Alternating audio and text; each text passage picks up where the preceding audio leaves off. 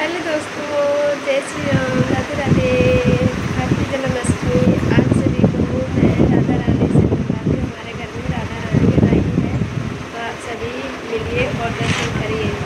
आप हमारे चैनल पर बने रहिए, ब्लॉग पर आपको मिलवाती हूँ राधा रानी से। देखो,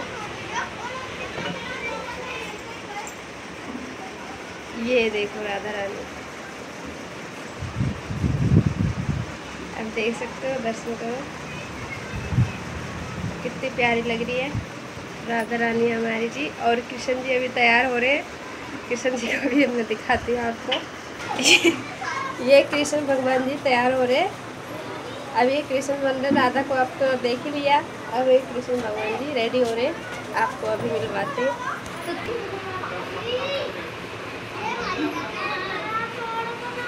मोर का